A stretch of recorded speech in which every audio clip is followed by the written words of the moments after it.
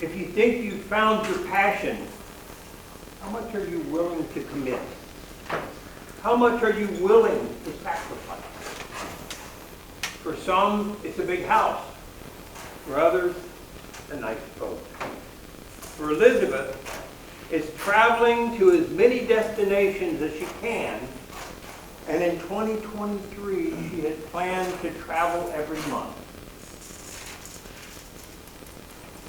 How did she do it? Let's hear it. Elizabeth, Toastmaster Elizabeth Ramirez.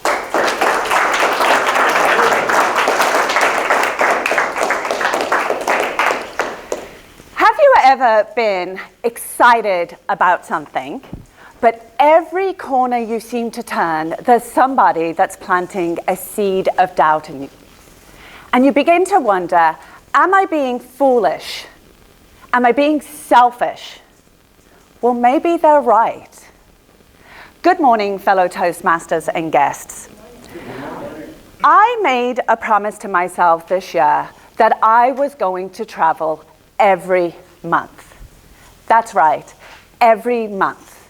And it led me to riding horses in Montana, to swimming in the crystal waters of Tahiti, to even slumming it in some of the tiniest homes in the middle of nowhere with the most disgusting porta potties. And I can tell you that the word's 10 times better. I've always wanted to travel, and this was very, very important to me. And I want you to understand that this has been a 30-year endeavor. And if you're like most people, you're probably wondering, how did I find the time? How could I afford it? And what did my husband think about it? Well, all of these are very valid questions, which I hope to answer in less than 6 minutes. And it started around about 17 when I had limited education. Basically, I failed high school. 0 money, but with a hunger to get out of Birmingham City. So I concocted this plan that I was going to get paid to travel. This is before social influencers. And I scoured the newspapers and I found this ad that was looking for dancers to go to Japan. And I was like, this is it. This is it. Except I had 0 experience, except practicing in the bedroom. That did not come out right. Like dancing in the bedroom. And I was chosen, and within 2 weeks, I had to learn how to do the splits while eating fire and walk in these tall heels with a tiara with feathers coming out of it that literally weighed 30 pounds. And that is where I met the next adventure, American Marines. I had never even thought about going to America until this American Marine looked me in my eyes and said, oh, I get giddy thinking about it, yes, ma'am. And I was like, oh my God, I gotta find more of you. And it's funny though, 30 years later, how those 2 words will elicit a different reaction from me.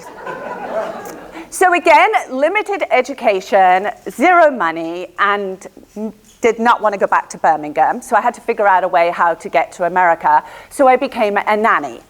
And I ended up marrying the kid's uncle.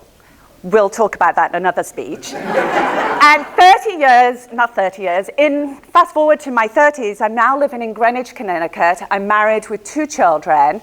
And I have a master's degree, but still limited money and a desire to still travel. And this is where I got incredibly creative. I was willing to do things that most parents aren't. I pulled my kids out of school early. I pulled them out of the middle of semester. I did not give stupid money to their extracurricular activities because, frankly, they weren't that talented. I know this. I was willing to, when we get to England, another tip is that you book your flight from England to anywhere in Europe. So for example, I went to Portugal this year and it only cost me $70 round trip from Birmingham. I wouldn't check anything in. I would buy second-hand clothes. I would buy stuff on sale. I would give up a lot of stuff so I could travel.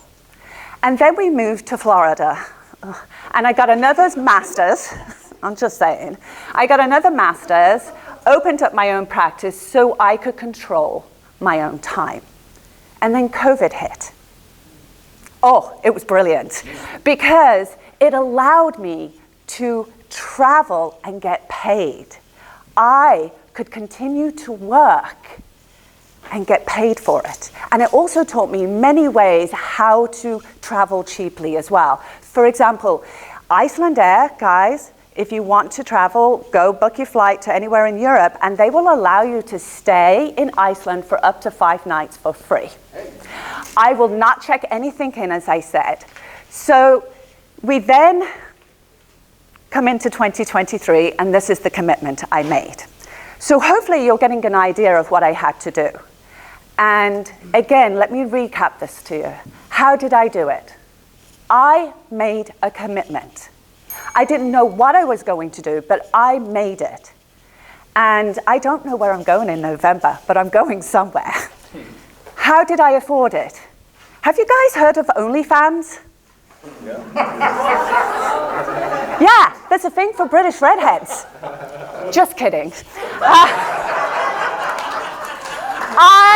Of course, I had to cut back on expenses. I don't own a motorbike. I don't own a boat. I drive a second-hand car. I still live in my first home. I buy a lot of my clothes on sale. I give up a lot to travel.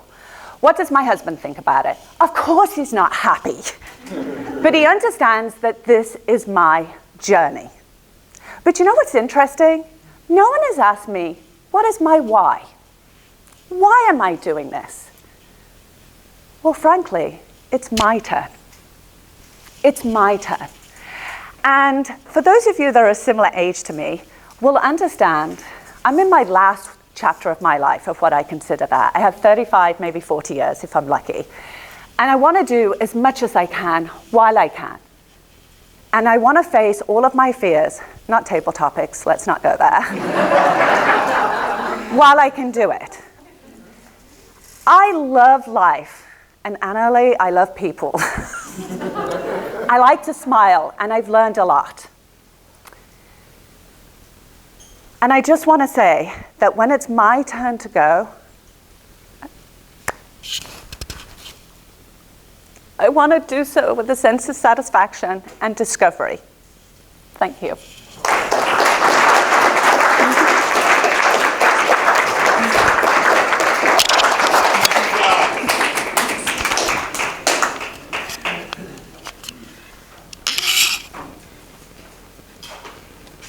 So we've heard 4 great speeches.